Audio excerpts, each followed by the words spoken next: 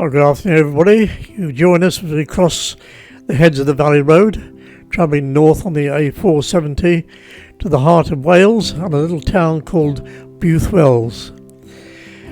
Builth Wells lies on the River Wye, which at one time was the border between two old counties no longer existing, Radnorshire and Breconshire.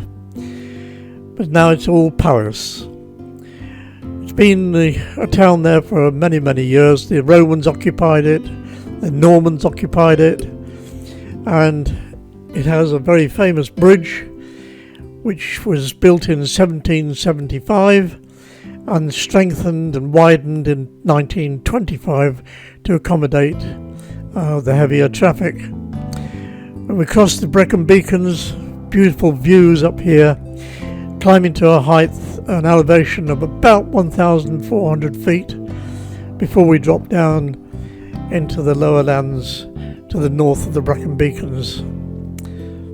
The town is also the location of the Royal Welsh Agricultural Show, which is one of the biggest in the whole of the UK and held once a year, but I don't think it was held last year because of COVID. But now just sit back for a minute and enjoy the views as we make our way further north to Builth Wells.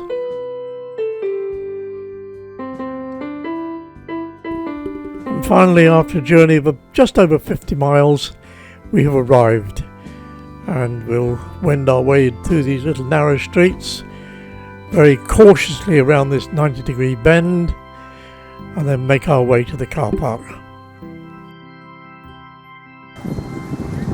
There's the back of the van. There's the river.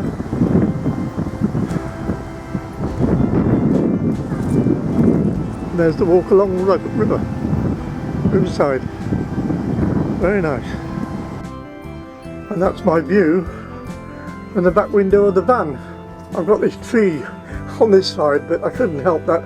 And the toilet block is right there. The toilets look to be very clean. Very good. Yep, all looks good. And there's a shower which accepts two 50p pieces. The pay and display machine, you can't notice there, it says follow on-screen instructions, but down here, you can't see the screen at all. And I think I've paid the amount for 4 hours for a car instead of a motorhome, and I don't know what I'm going to do about it. And the centre over there, there's a centre, but that's closed due to flooding. You wouldn't believe flooding, would you? It is.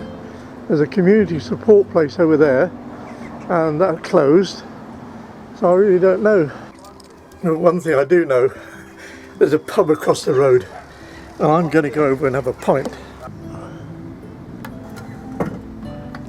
That's that done.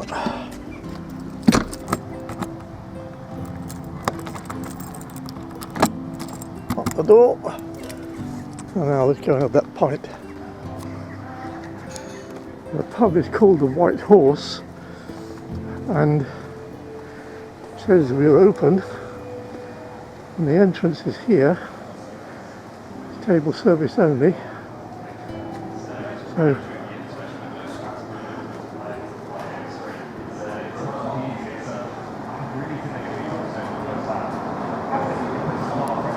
there we go. Well, I've got my pint, and the car park is just over there, and the van is the other side of that building, and that's the one that was closed due to flooding. So I have to go and investigate somewhere else. Anyway, I've got plenty of change if the man comes and wants the other £3. Well, I did find another machine where you could read the screen. I've stuck all the tickets in the windows, and now I'm going to have a look around. Well, there's the bridge with its 6 fine arches, and the river, as you can see, is quite low. Here's a sign saying that the owners of the river have kindly provided a launching place down there for your boats. Bit of a narrow boat, isn't it? Never mind, kind of them. And a bull to represent their agricultural connections. Well, we'll take a little wander up the street and across the bridge. Go and see what it's all about.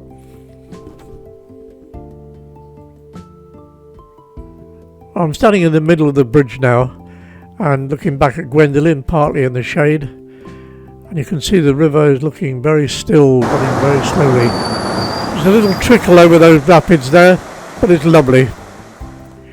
As you enter Builth Wells from the south on the A470, you're faced with this 1,000 square foot mural which depicts the last days of Llewellyn, the last native Prince of Wales.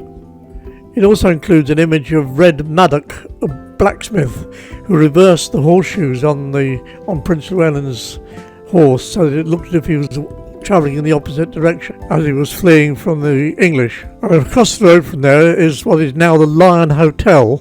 Once known as the Royal Oak, the famous traveller Lady Hester Stanhope, niece of William the Pitt the Younger, stayed here in 1808. Now we take a little walk up the High Street.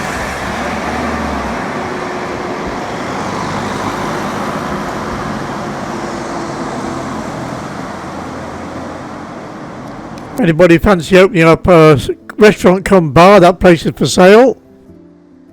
Nice looking ladies dress shop there, and further back I saw really good looking gents outfitters.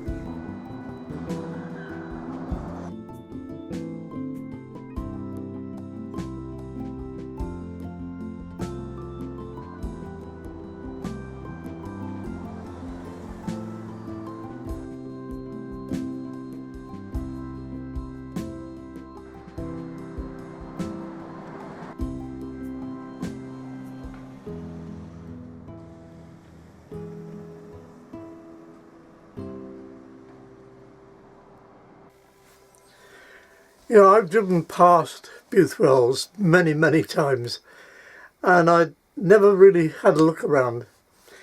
But I can assure you that if you're in the area, it is well worth a little visit. And if you're in a camper van or a motorhome, then take advantage of the car park by the river. During the day, it is, I think, quite expensive, but most of the car parks that I saw in Wales that were owned by local authorities, they all seem to be doing the same thing, taking advantage of the fact that there were a lot of motorhomes and camper vans going on the road these days due to COVID and pushing the prices of them right up. But from 6 o'clock until 8 o'clock the following morning, it's free and well worth it. This one, there were some lorries that stopped there overnight, and yes, some of them set off quite early in the morning. Didn't bother me, I just had my hearing aids out, but it might bother some people. But it was, apart from that, it wasn't noisy at all, and I really enjoyed it. So please, if you're in Wales and you want to see somewhere interesting and you're in a camper van, try Builth Wells. And thanks for watching. Bye bye all. Oh yes, tomorrow I'm off to Builth Wells. That's a hard word to say. Builth Wells. That's where I'm off to. I hope you come back and watch that. Bye bye.